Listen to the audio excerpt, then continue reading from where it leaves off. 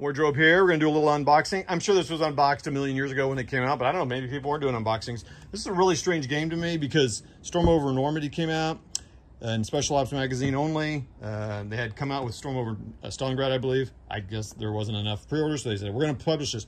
You never see it. I never see it. I hear about anybody play it. I hear it maybe is not the most balanced thing in the world, maybe. Well, given that we just had a steamroller of a game of, what is that? We just had a steamroller of a game of Storm Over Arnhem, so yeah, not that balanced. So McMurray found a pretty good deal on this. Usually this is very expensive, so I'm shocked you found it because I know you didn't pay a lot of money for it, right? I will not pay a lot of money for games. So yeah, no, I did not. Especially not a magazine game. So anyway, let's do a little unboxing here. Or I'm sorry. Unbagging. Unbagging. First chunk. We're in McMurray's garage. This is fantastic. Is obviously the Special Ops magazine. Yeah. And when did it come out? Is there 15. Summer 2015. Okay. So 9 years ago. 9 years ago. 9 times. We're not going to flip through this whole thing. It's got all the rules for Storm Over Normandy, and then some goober stuff that goobers play. And it's got GTS. It's got all the articles from all the different games kind of out and popular back then, which is cool. It's real easy to find that stuff. Most of these. Are these online too? Or is no. it just no. Some of them might be. You can buy some of this stuff. I don't know. Either way, not hard to figure out what's in here. But the big thing we're interested in are the rules for the game. So you can find a lot of their magazines on Wargame Vault, which is pretty cool. This one might be on there. Obviously, it doesn't include the game. I don't think it even includes the files because I thought that'd be kind of interesting if they provided those and you could, print them and play them. Print them and play them. I'll find the rules while you're pulling the stuff out. So, it's all good. One counter sheet. Yep. One counter sheet. You can ignore kind of this stuff and these guys. Those are counters for other stuff. We noticed just in glancing at it, you've got large counters and small counters. Pretty sure these are breakdown counters, but who knows? Some things you might not be able to break down. As you can see, there's a whole lot more of these German breakdown counters than there are. I would assume we have British and Commonwealth and then American. But yeah, I am very excited for what we're seeing here. Yeah, what I assume those are what, like, do they have named? Are they named ships? No, they're just support points. Okay. Which makes sense. But yeah, they're naval support. Cool. That's just for Jeff.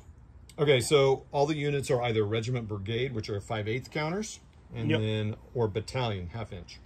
Okay, there you go. And they're both have a fresh and spent side, like all the Storm Over games. And get this, and I don't know how this is possible.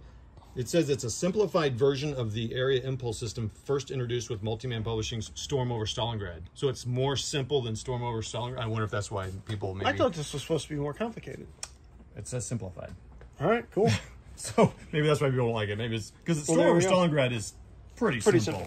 It is. It does have cards, so I'm happy. I didn't know that it had cards in it. The cards are all on these sheets. Pretty thin. They're pretty thin, but that's okay. I got plenty of like sleeved cards that I can. Yeah, I would definitely. I'm not usually worried about that. These with Fistful, that I do it all the time. So I've got quite literally hundreds of sleeves with just playing cards, and I'm waiting for other stuff to go in. So that'll be fine. More than enough to get these into. I don't know how I'm going to store that in a bag, but we'll figure it out. That doesn't matter. Yeah, like the cards include 88. So add 3 firepower to any fire attack or assault. Whoa. Yeah, that kind of thing. If multiple copies of this card are played, each card adds 3 firepower. Holy cow. Or you can use it to cancel something. Yeah. The cards are fun just to add a little bit of twist without rule overhead. There's some goofy stuff. E-boats and then German intelligence. I didn't think either of those really existed at Normandy. Although E-boats did dump a few torpedoes into the water. I'm not sure there was much German intelligence going on. They tried. Did they? I feel like there was the E-boats tried. Giant. Yes, correct. Now looking at the map, this is a full-sized map, which is kind of cool. Oh, okay. It's kind of, we got type going in both directions. Can we show this? Yeah, those are fine. It's not the the Balkan Kreuzes are fine? Yes. Okay. Actually, we're going to flip this over because everything on the map is... Everything. It's cool because they divided... Each of the territories are, after something. So you got Carentan, which is a tiny town that's this giant thing. Kind of cool. St. Mary Lees is just a circle around the... yeah, that's what's neat about these games. You can do whatever shape you want. We do have the standard demarcation line between British and Commonwealth beaches, and then American. Con takes up 2.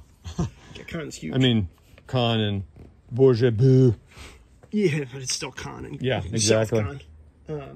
And the water over here, it's impassable. That's kind of cool. That is cool. Where Pegasus is. I like that. Interesting, because you can't really. Okay. Yeah, but then you still have Bayou. That's still a big one. That's pretty cool. So it goes down to Villers-Bocage over to... This covers the same area of Day of Days, really, kind of. It does. I was about to say, it really does, because you also get all the way over here to these guys that you've got in Day of Days, but it doesn't completely cover the base of the Cotentin Peninsula. So I'm assuming this is covering just the first 10 days or something, probably like those other games. No, that's Allied VP track. I don't see a turn track on here. Oh, yeah, 6th to 13th. Yep, right there. Game turns, right there. It's interesting that we don't have like a shared VP thing. It's just an Allied VP track, like we had a German VP track in Storm Over Arnhem. Right. That's interesting. It also goes a lot higher though, because you can get up to 69. I've got to think you can. Obviously, you can take some of those away. Maybe. Although if it goes up to 69, it might just be okay. The American or the Allies have to get 50 to get a major victory. You know what I mean? Okay. There is a sequence of play on here, which is nice. That's very nice. See, all the play aids are on here. I didn't see any other play aids. There might be one or two tucked in the magazine that you can copy, but it is nice to have a play aid on here. There were no play aids. It's eyes only. It's an incoming message from Shave. Is it signed? Yeah, So there is right a special perfect stamp. There's a special invasion phase, and then you can see it kind of goes. I kind of like that. This is nice. So you got your zones, just like the other games. Regiment damage. I think that's kind of interesting. I don't think we've seen that before. Where they break down. Have we seen that? I haven't seen that before. Fair. Well, I think it's just different damage tables per thing, so it's kind of like armor versus infantry in Storm Over Arnhem. That's what it looks like. There it is. Look at that. It is cool. It looks like these are exit zones that get VPs. Kind of funny the arrows go one direction. I think it's just to describe which things they're doing. Oh. Because it's one VP per American unit, so I'd imagine... Oh, if you have an American unit in that zone. Yeah, if you can like get them out of here, then you probably get extra stuff. Because, oh yeah, look at here. Once you're into the open areas, south of the British beaches, it counts as 2 victory points. And it's pretty easy to distinguish.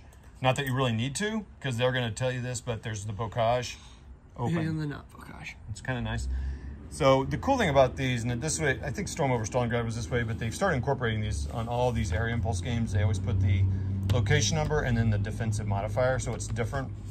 You know, whereas in Storm Over Arnhem, we just played, the defense is the same. Well, it is all city, so that makes sense. But they do that in, do they do that in Stalingrad?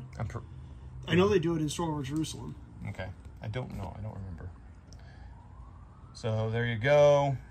It is a pretty map. It looks like a map board. It makes you feel like you're sitting on a sand table. Yeah, it does actually.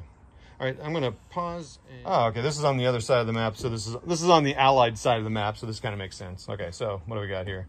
At the end of each turn, Allied control areas. See -1. Okay, so you can't take it. Yeah.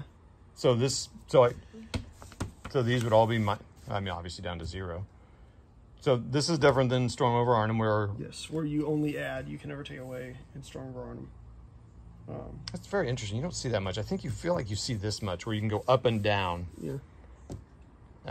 Anyway, so plus the XXP for in each reinforcement box. Okay. Ooh. -2 for each non-airborne allied lot. Wow, okay. Yeah, that's kind of rough. You got to kind of nurse your wounds a little bit. You don't want to just go too crazy in there. And then continuous chain of controlled areas. Oh, so I'm pretty sure that is what we're seeing here. Yes. With, you get however many VPs for getting to there, if you can trace back to your... Well, yeah, half over here, because there you're just going up the Cotentin. But then you've got 1, 1, and 2, as you're able to exploit those areas more. That's cool. Okay. Interesting. It's pretty slick. Yeah. I'm actually looking forward to playing this. It is going to be hard to solo with cards. Anything with cards is hard to solo. Yeah, it's hard to solo. It was a bit of a pain to trick myself into doing that with Storm Over Jerusalem, but still good stuff. Yeah, I'll do to move over there. So you got the turn chart and the number cards. of German cards. Yeah, Yep. but obviously. It's kind of funny. As you strangle them out a little bit more, it's probably less and less and less. And Storm Over Normandy. I'm looking forward to it. It'll be fun to see what this is like. Yes, sir. All right. Bye, guys. Bye.